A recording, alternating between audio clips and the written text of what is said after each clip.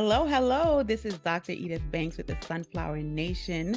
Thank you for joining us for another edition of Women in Leadership, our special series, specifically Coping with Grief. The sun will shine again.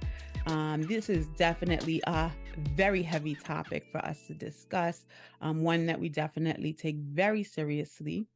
As you all know, my father actually passed away not too long ago on July 2nd. And I am speaking to different women who have experienced loss of loved ones and just understanding their grief process, where they are in that process, and also providing an opportunity for them to just share what that individual whom they lost was to them, what special place they held in their lives. So it really is an opportunity, one, for us to learn about grief and how to cope with it and different ways that people cope with it. But also, in my opinion, which is very important to our special guest, are honoring their loved ones and their memories of their loved ones. So I'm very humbled to have with us Miss Jennifer Brad. Um, Jennifer is a longtime friend of mine, baby of mine. She has been one of my mentees for many, many 20 plus years. Oh my Yes. God. Yes. And unfortunately, she recently lost the love of her life.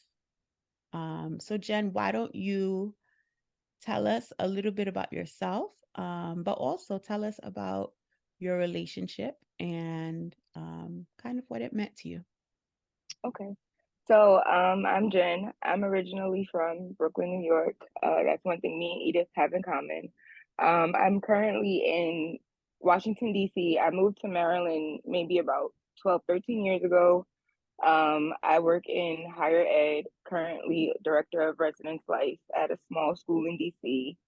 And in a PhD program, kind of, sort of, working on my dissertation. But life has been lifing in certain aspects, so I'm reevaluating a few things. So, in terms of my actual relationship with Antonio, we actually met in the middle of the pandemic, and it came like me after me taking a dating hiatus after a previous relationship that ended in 2019. And then, when the pandemic happened, it was like, well, this was the perfect time, especially because I'm an introvert and I was dealing with some ugly emotions. So I literally binge watched Grey's Anatomy during the start of the pandemic. And like, it was easy for me to like put my emotions into that. But fast forward to 2021, he actually what showed up in like the people you may know on like my Facebook, and he had sent me a message, and it was like the cheesiest message ever. He was like, um, God told me that I needed to come and send you this message because you are the love of my life. And at first I was gonna block That him. would have melted my heart. I know at first I was gonna block him because I was like, spam. I'm like, we're not even friends. So what is happening right now? Like, what is going on? So then it was like some exchanges back and forth, and then we had figured out that we lived not too far from each other. So maybe like 2 weeks later we had went on a date. And I remember sending my location to like three of my friends because I'm just like, I don't know, he could be a creep. You never know.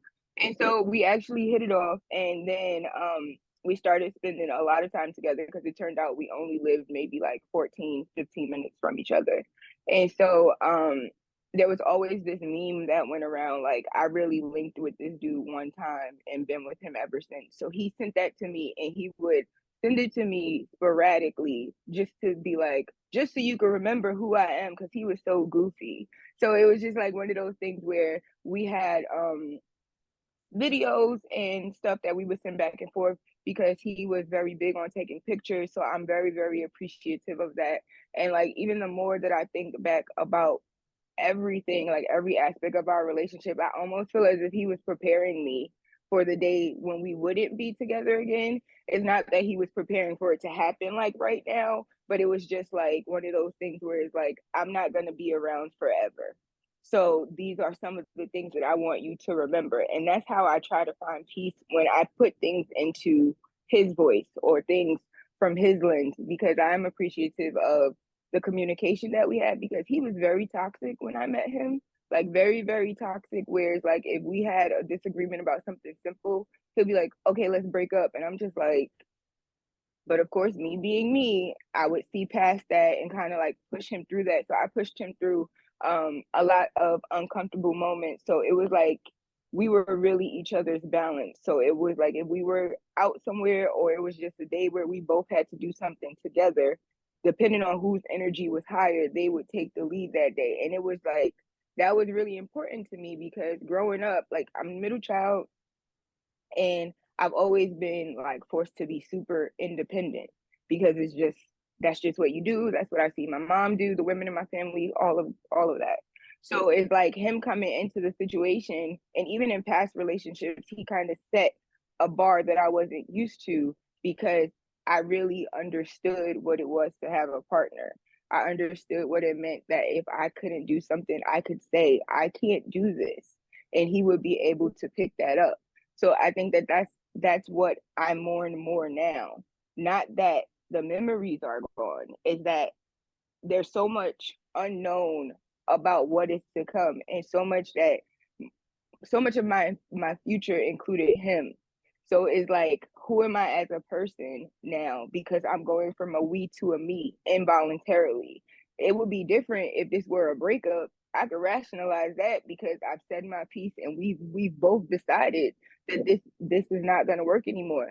But right now, I just feel robbed of the opportunity to have had those conversations because there are still some things that were left unsaid. And actually, the week of his passing, we had a very, very big argument.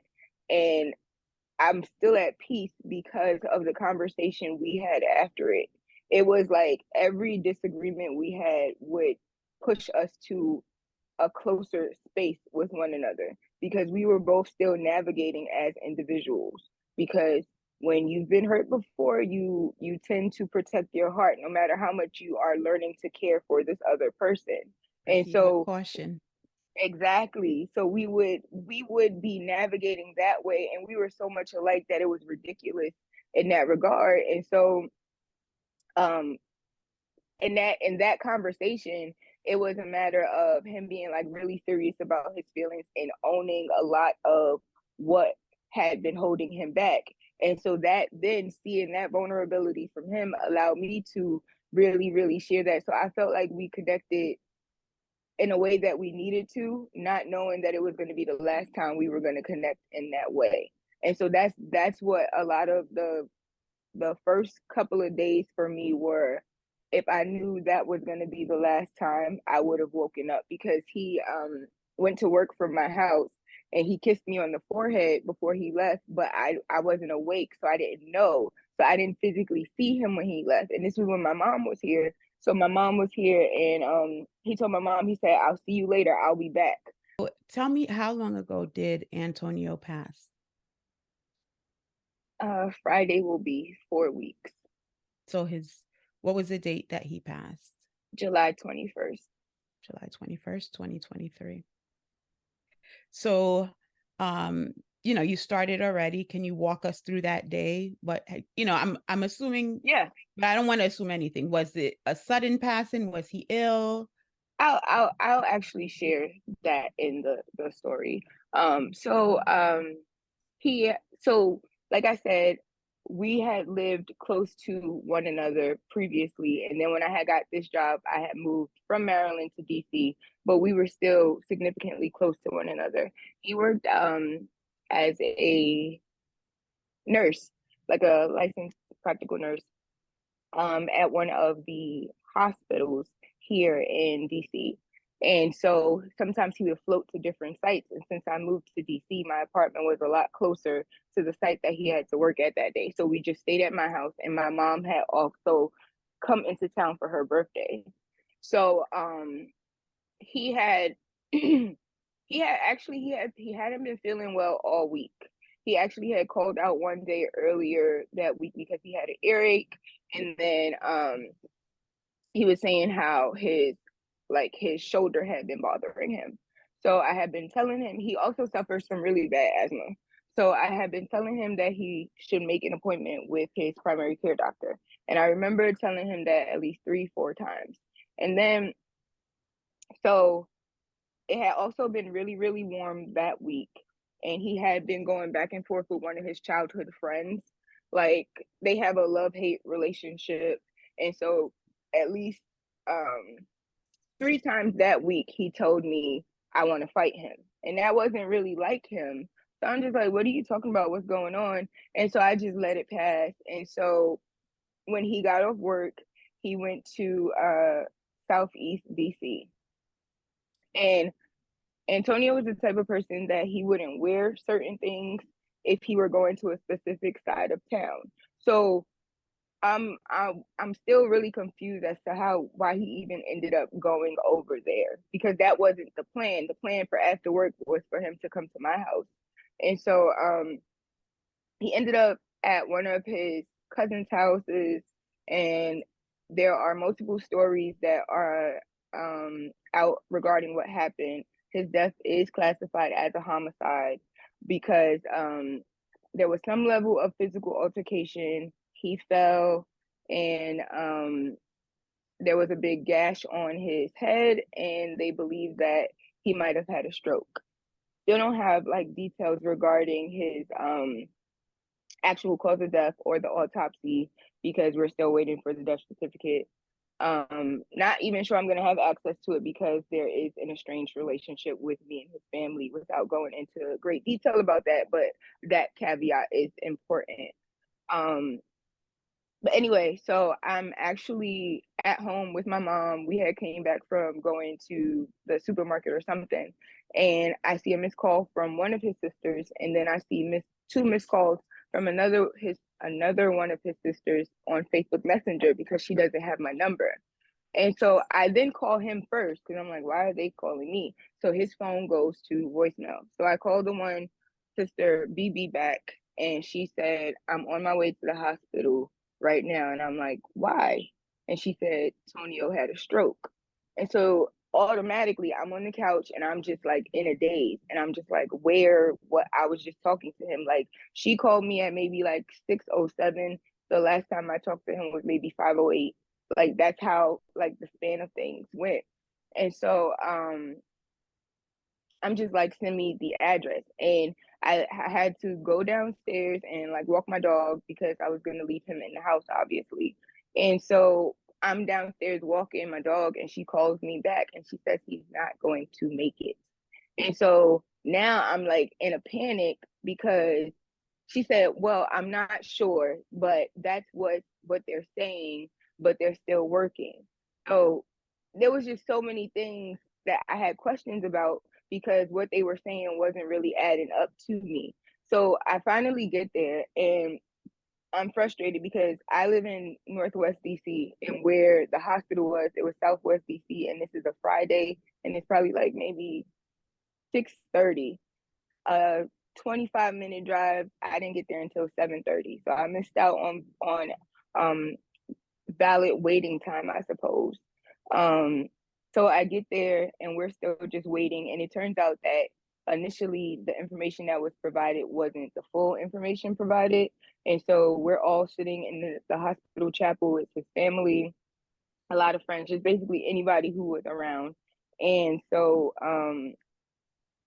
the doctor comes in and says, we don't know what happened to him prior to getting here. However, where he fell and where he was hurt, they did not call an ambulance. And one of the people that was there was a CNA and performed CPR on him. And then they proceeded to pick him up and put him in a car and drop him off at the hospital. No ambulance, no police, no nothing. So they got him, and they were trying to do save his heart. They did CPR for 40 more minutes and his heart just wouldn't come back. So then it was like major uproar. Obviously, all of us are distraught. I think for me, I probably sat in the chair for a good 60 seconds, just still. Like I could not, like the world literally stopped. and all I could hear him saying was, Mr. Anderson passed away. And even now, like, I have to look at the calendar to determine what day it is, because in my mind, we're not in August. Like, I still have to remind myself that we're not in July anymore, because that's where my mind still goes. And so after that, there were a lot of us there, and this just shows a testament to his character. But they were letting people go back 3 at a time. So I did get to go back and see him, and I got to hold his hand and basically say goodbye in that regard, because it was like the most, like, literally the last time that I would see him in his most closely lifelike state, basically.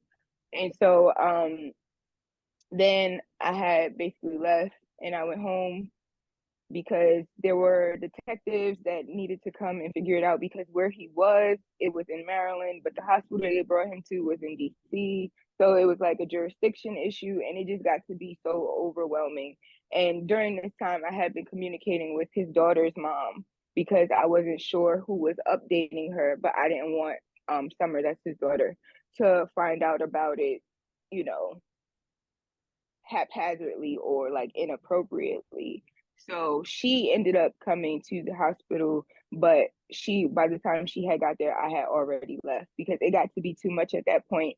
And staying at the hospital was, they were under the impression that they were going to get some answers about what was next, but no, they literally just sat at the hospital, and then the detectives came back maybe like 3 or 4 hours later and was like, here's our card, we'll follow up with you. So they literally could have been somewhere else mourning that. So that also just leaves like a nasty feeling for me.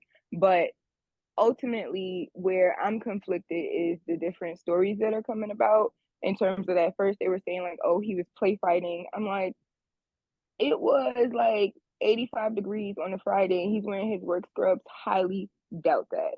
And so when they mentioned the people that he was with, I thought back, I'm like, well, it's very possible that he could have been fighting, because this is the person that he said has been getting on his nerves for a week. And then as I'm hearing bits and pieces of the story a little bit more, somebody was like, yeah, he said, because you messed up my car. So now I'm just like, all of these different theories and things in my head, but nobody knows anything. And it just frustrates me. And it brings up something, and this is not directly related to him, but it's an important mention, because it's something that weighs heavy on me, is that my dad passed away in a similar manner. It was like sudden, and he was also fairly young.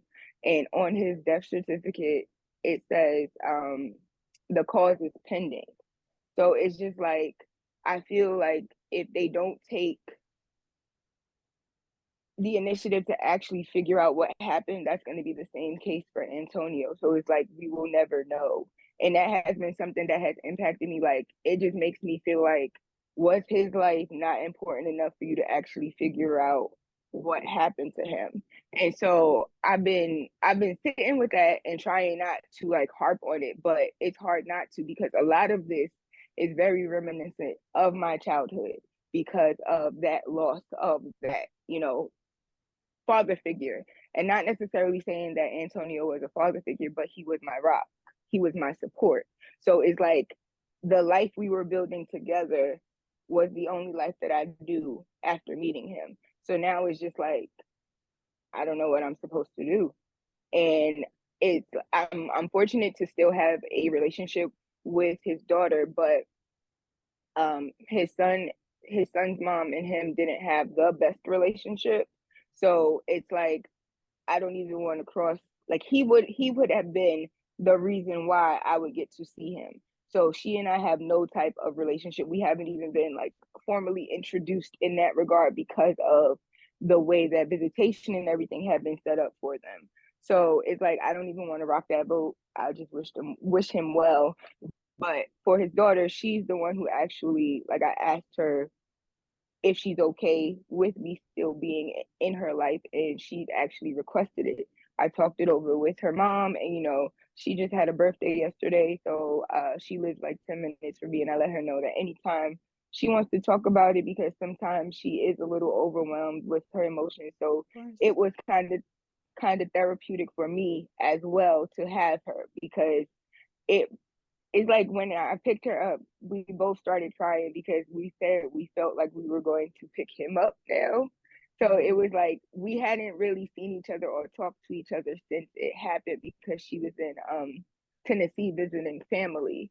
So she didn't get to come back until maybe like the day before um his services, I believe.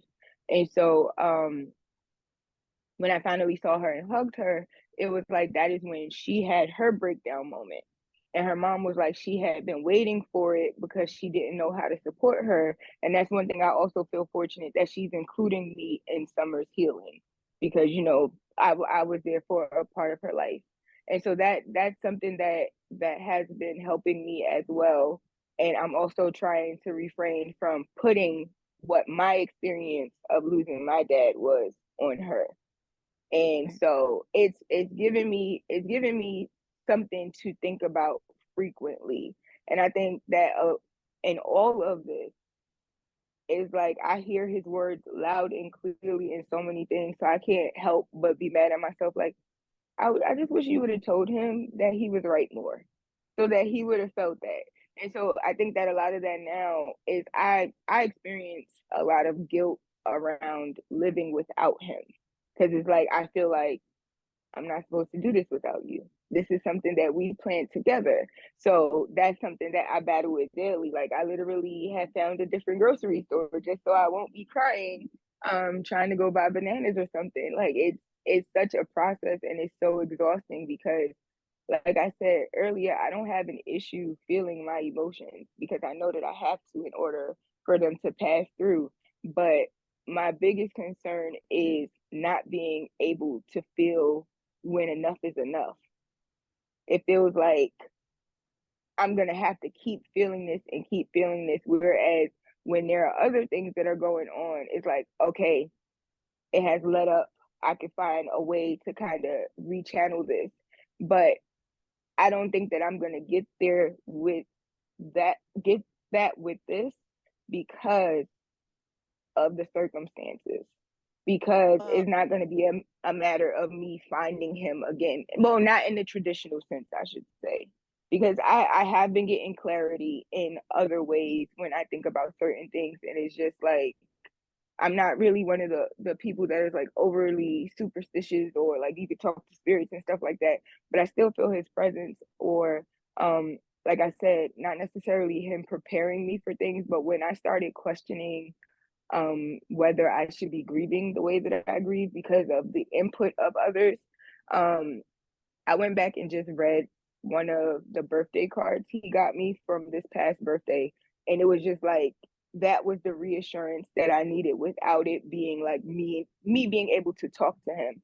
So I guess that's another reason why I'm actually really appreciative of the videos, because I was having a really, really rough moment the other day and I just happened to look at one and he's like, I love you to the end, like in the video. And I'm just like, why is it that was the video that I chose? I'm not mad that I chose it because I needed to hear it, but it was like that's what makes it that much more harder, because I don't think there will be ever anyone to understand me the way that he did and love me in spite of it. so I'll tell you this. I've done a couple of these interviews for the series, and everything that you're going through is normal, right? And I don't know that there is an abnormal way to grieve. Grieving is an individual process, and what affects me may not necessarily affect you, vice versa.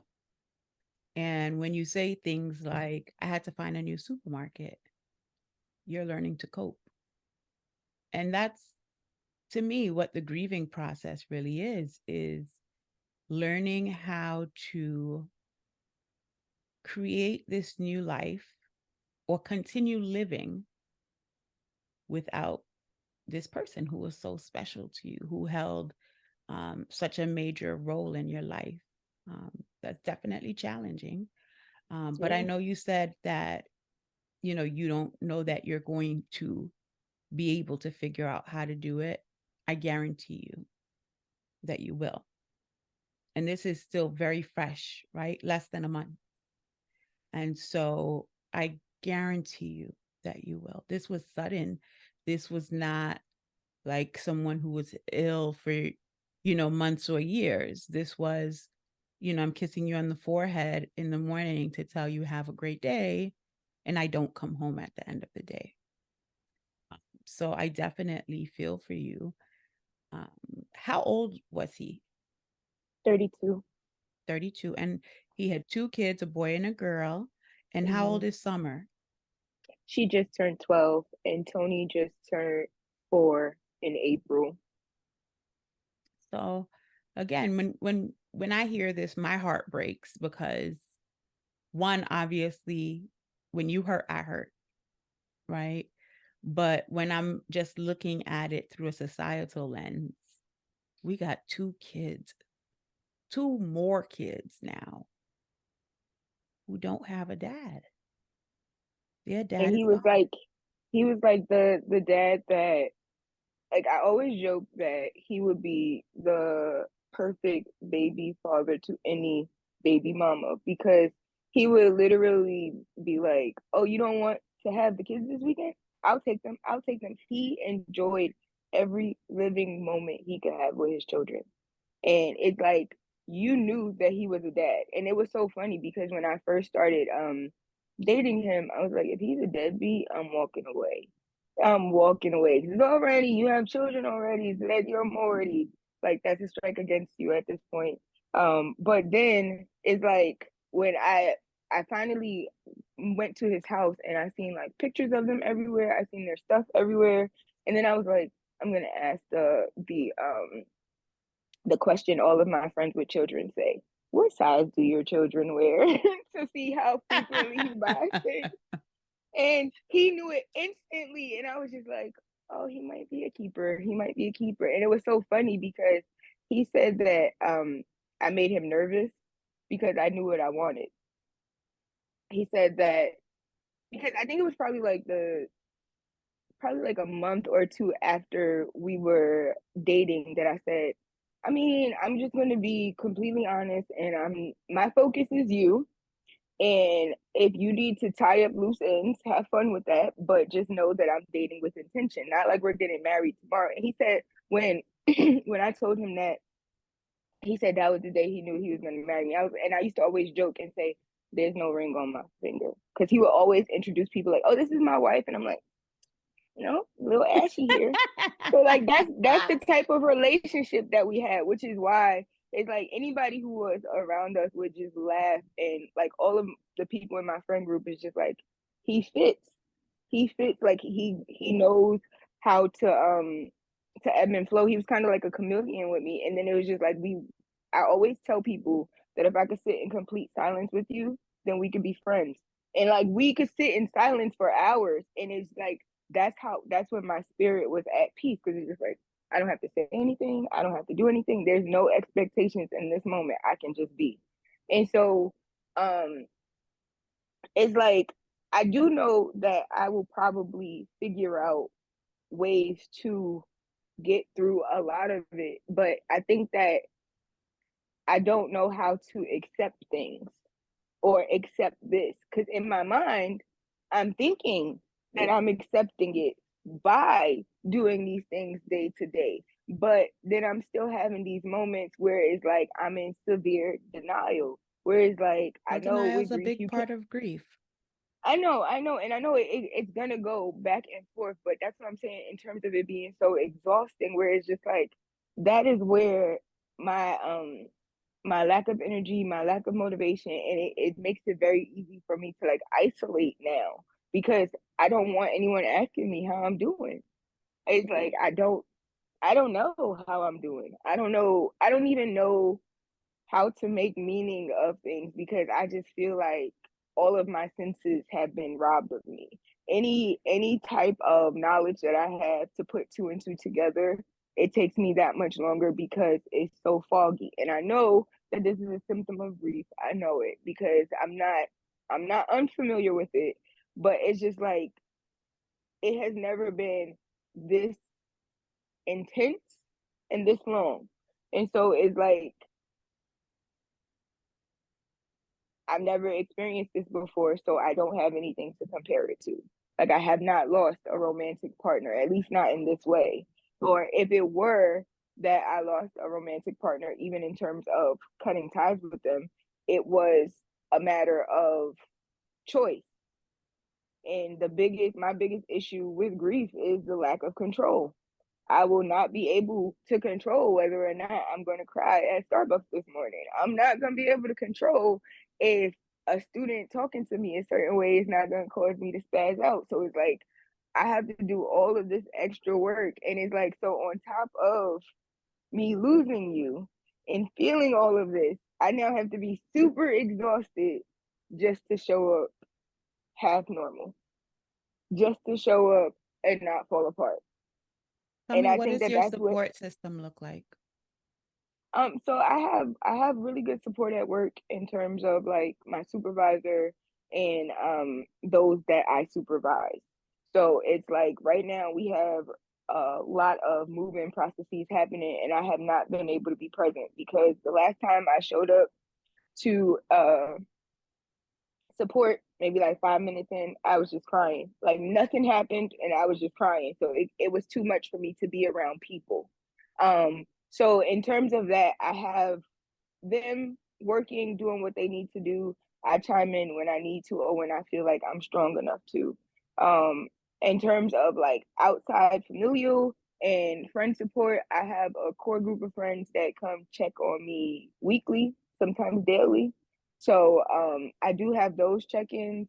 And then I still check in with my sister back in New York and my mom like regularly. And in terms of like getting out and stuff, I still have Papa, so I'm walking, and I've And been Papa's the cooking for dog. yeah, I've been cooking for everyone too. Like that has been because that was something that he and I had in common. Like he always wanted me to teach him stuff, so I just I just continue to do that so that sorry, my phone's dying. I continue to do that so that I can control what I cook. I can't control any other aspects of my life. So being in the kitchen is kind of the place where, and everybody is appreciative because they always have lunch. Why I'm did still I have Mama to live Jen. so far away? I'm still Mama Jen. So, the whole story really is really sad again when I think of such a young man and I think about you and the goals you have for yourself and this beautiful future that you had planned together, and you having to now navigate this new normal, um, or what has to become the new normal. What is your biggest fear moving forward?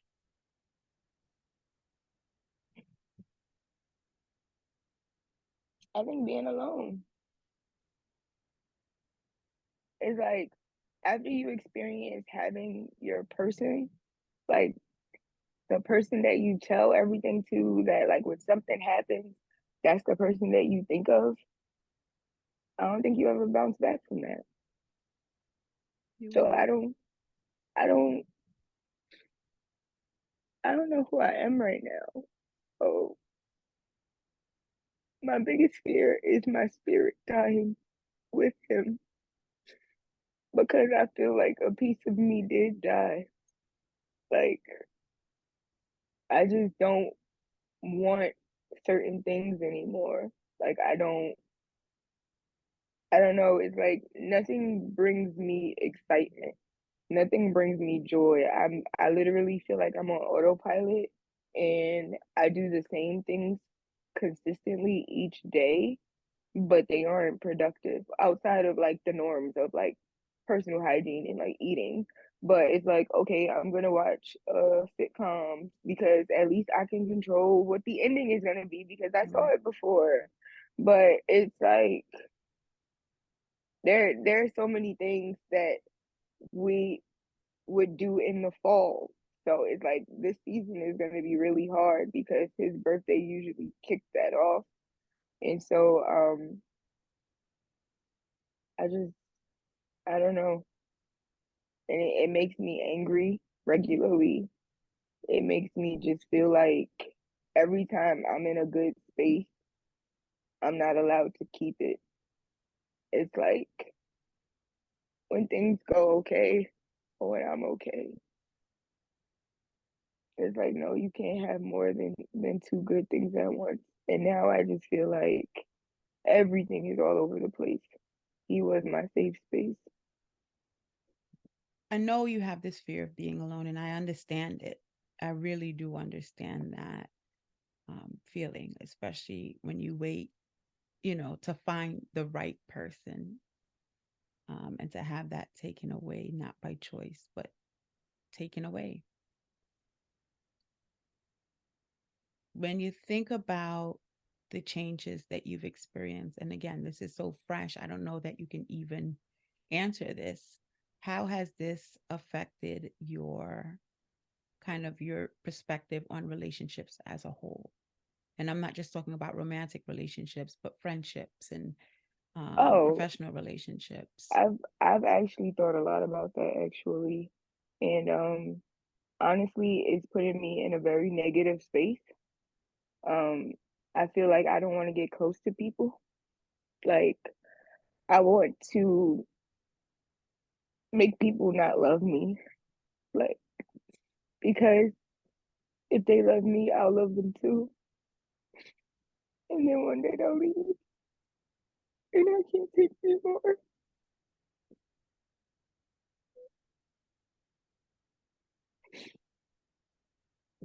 Even in a room full of people, I feel alone because nobody's ever gonna understand this from my perspective, and I don't want them to because I wouldn't want anyone to ever experience this.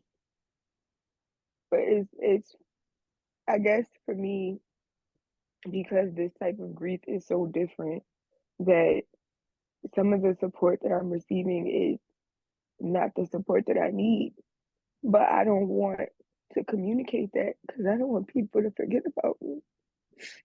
And I don't ever want to become a burden because I'm stuck with my grief. But it's literally all I think about all the time. You mentioned some people are not supporting you in the way that you necessarily want. That implies that there you have identified a way that you would like to be supported. What is that? I think I just need presence without expectations or without um trying to give me advice, trying to distract me. Like I think the hardest part about me grieving is not being able to because I feel like every time I try to, or if I'm emoting too much, that people are trying to stop it. So that's why I say that I understand why I end up isolating because I'm not going to stop me. I mean, I might sometimes depending on how heavy the emotion is or how heavy the memory is, but and even when my mom was here, I loved having her here. And I know that she means well and she's having a hard time with this as well because she literally just met him. So um it was hard for me to grieve with her here because I could not fully cry. I could not fully do that because when you're a mother and you hear your child crying, you're gonna want to console them. But her consolation would have not fixed that pain. So it's like I didn't want to communicate that because I didn't want it to be as if I was ungrateful. And a lot of that has come across even with people asking me questions about the situation. I'm pretty open about what I want to be open about with it.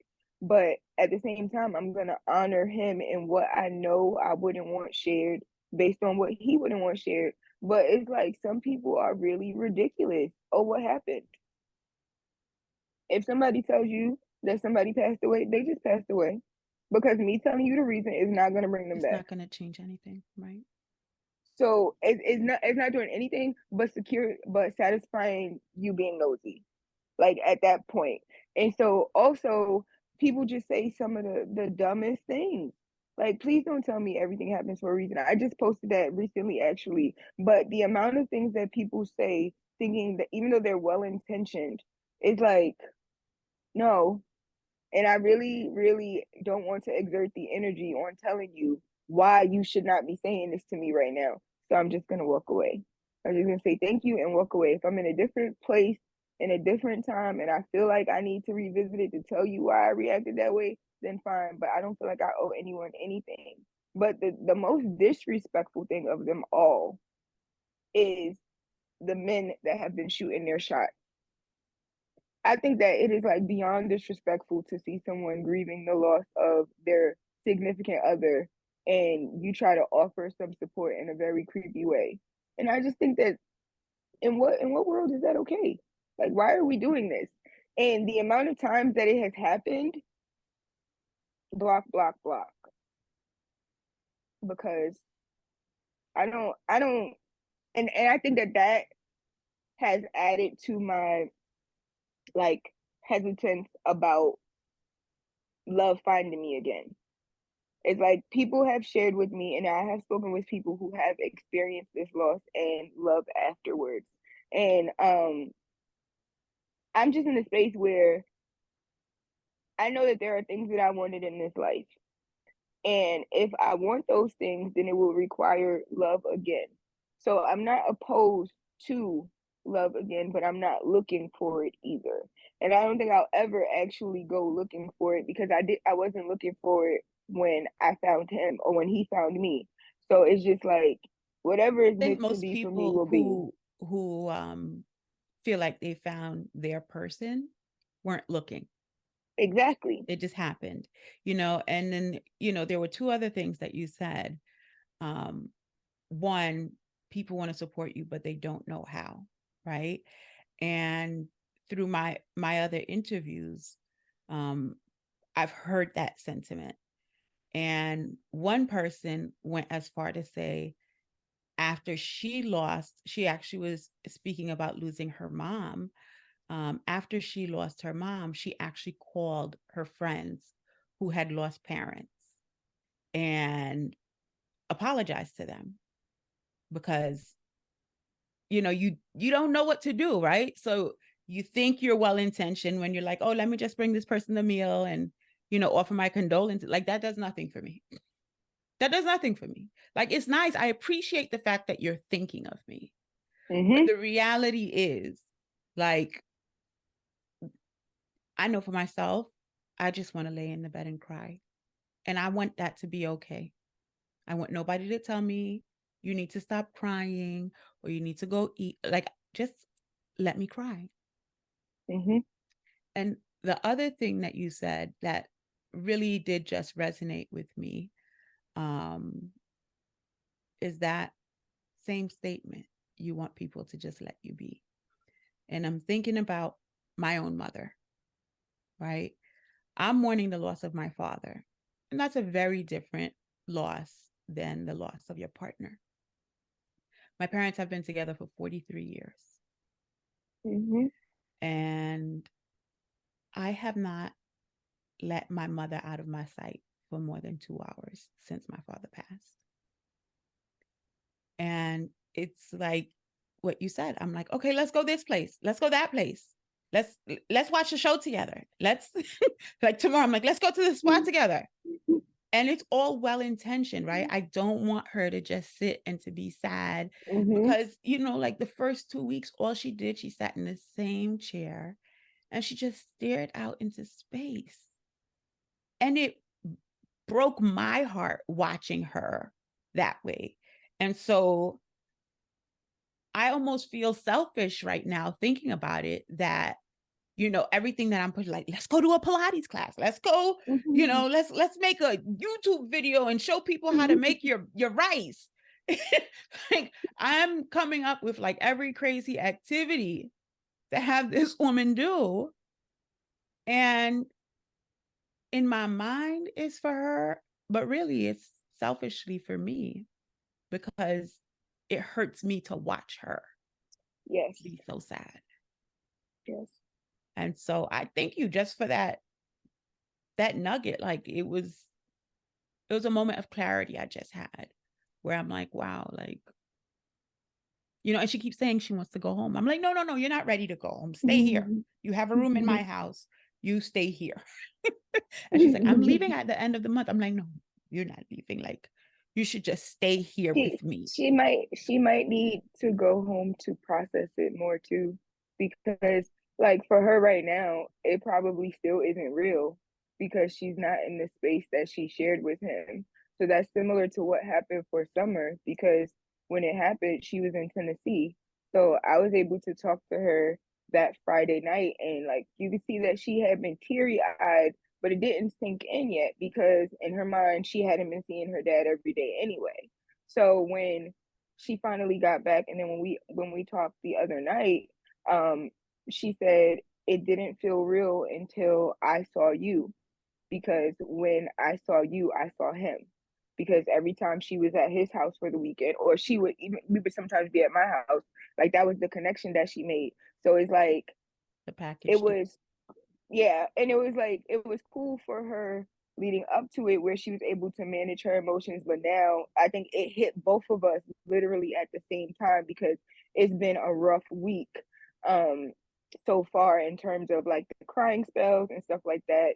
She's probably called me like 15 times in like the last, or she'll send me a message or a video or something like that. I'm just trying to keep her occupied because she was really, really sad for her birthday. Like she had a cake and her wish was for her dad to come back. And then when she got to speak to her brother, like, well, after the services, when she was speaking to Tony, she's like, Tony, where's daddy? And he points to the sky.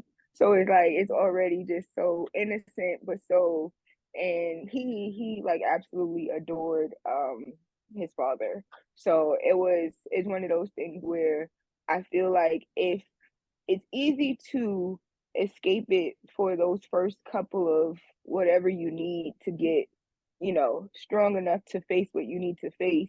But she probably does need some time at home. But I also think that she is grateful for what you are doing, because it would be very, very easy for you to go on about your life, even though it is your dad, but go on about your life because you have other things to do. But the fact that you still want to keep her that close and you still want to make sure that she's doing what she needs to do, she might not say it, but she appreciates it.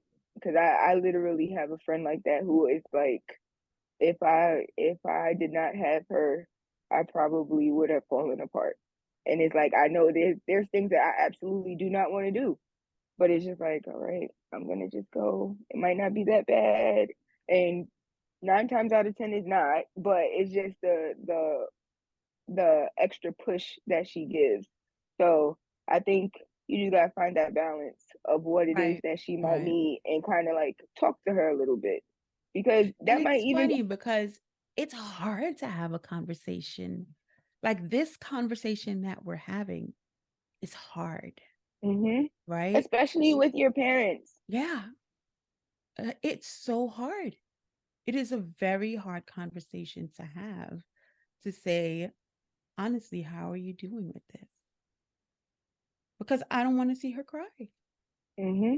And the more I do these interviews, the more I'm realizing that I have a huge, like, one of my questions on my list is, what is your biggest fear?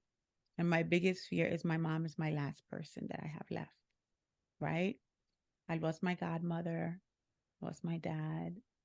And I'm like, I don't want to let my mother out of my sight Yeah. because she's all I have left. And so there's this fear that if I'm not with her, something could potentially happen. And you won't be there till the I last won't be there. minute. I You won't won't be be there to there. save her. Yeah. And that's hard. Yeah. So Yeah. again, like we talk about grief, regardless. Someone else said grief, the definition of grief is love. It's Yeah. love. It's It's a literally the last love, act of love. right? And we all process it differently, Jen. And I want you to know that although you might feel alone, there are a lot of people who love you and who are watching Mm-hmm. out for you and praying for you. up close and from a distance. My Mhm. last question for you, um, if you could have one final conversation, what would you want to say? What would you want to talk about? I think I would thank him for being the catalyst for so much change in my life.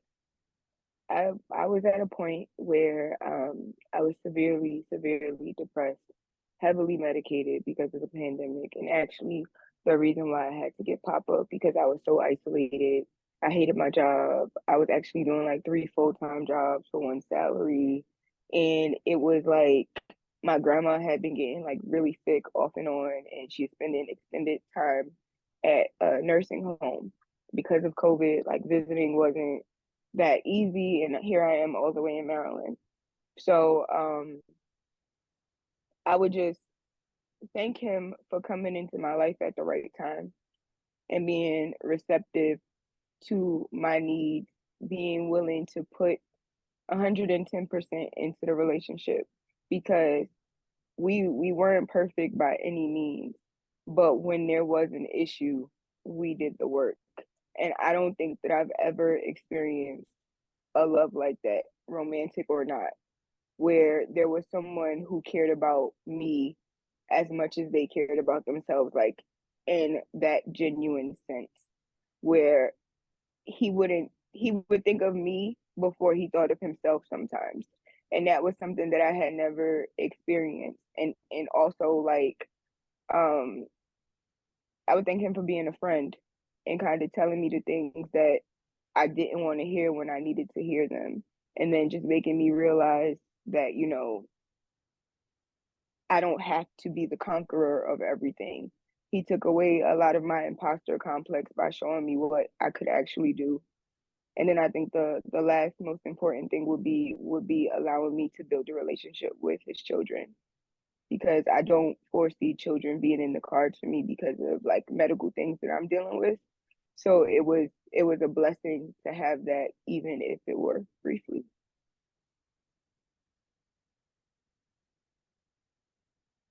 What do you think he would want for you? He would want me to be happy. He would want me to live my life. We it's sad, but we've had conversations like this. We really have, and that's why it's even harder for me to deal with this because I know what he would want for me based on those conversations. And I know that my heart is not allowing me to be in that space yet. So I've just been kind of thinking back to a lot of our conversations and kind of writing things down when I feel things in the moment. So like I have a couple of journals that I have that I use for different things with him already. And so like that has been my way to speak to him regarding certain things, but he would want me to continue to living my life. He would not want me to be super sad for super long. And he would definitely still want me to be a part of Summer's life.